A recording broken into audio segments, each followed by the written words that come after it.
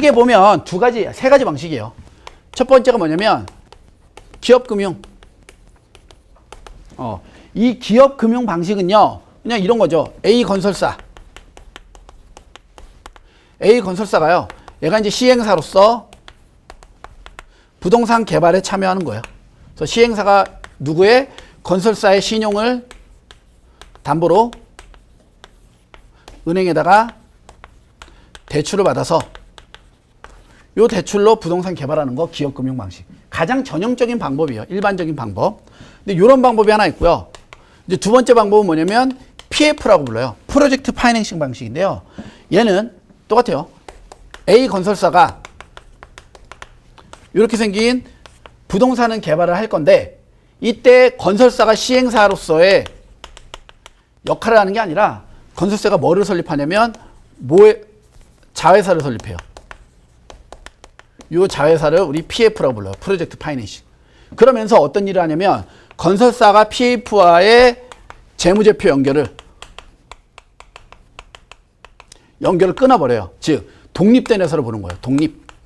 서로 다른 회사예요. 하지만 얘가 이름을 건 자회사예요. 그러니까 뭐는 넘겨주고 어떤 노하우나 건설한 시공 이런 것들은 다 제공을 하되 재무제표를 끊어버렸다라는 건 뭐냐면 이 지금 부동산 개발하려면 또 뭐 필요해요? 대출해서 이 은행들에게 대출을 통해서 자금의 공급을 받아야 되잖아요. 자금 공급. 그런데 이때 만약에 이 부동산 개발을 하다가 PF가 부도가 났다. 그러면 은행이 이 자금 공급해 줬던 거에 대한 이 채권 상환을 받아야 되겠죠. 근데 채권 상환은 누구에게?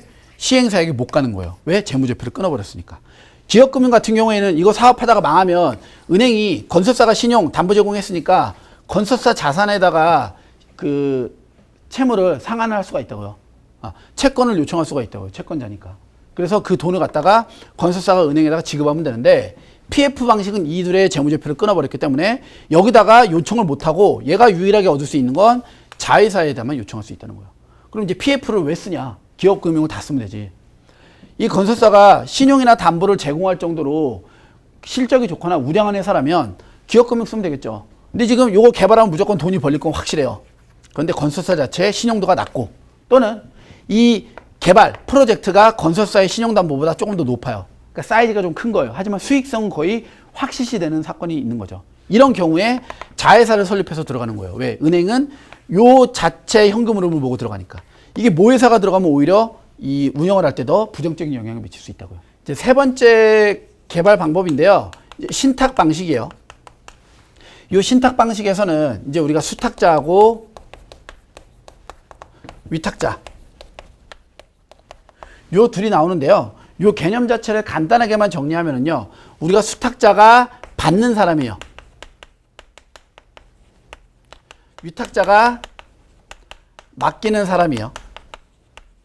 그럼 이제 다시 이야기하면 만약에 토지를 보유하고 있다. 그럼 이 사람이 누구냐면 위탁자예요.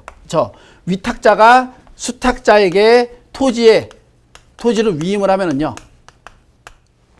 이 수탁자가 이걸 갖다가 운영 또는 관리를 통해서 여기에서 수익금이 발생하면 이 수익금을 위탁자에게 배당하는 방식으로 진행하는 게 신탁 방식이다. 이렇게 바라보시면 될 것 같아요. 아시겠죠? 네. 그래서 이 세 가지가 부동산 개발과 관련되어진 세 가지 방법으로 보시면 되겠습니다. 부동산 개발 금융이에요.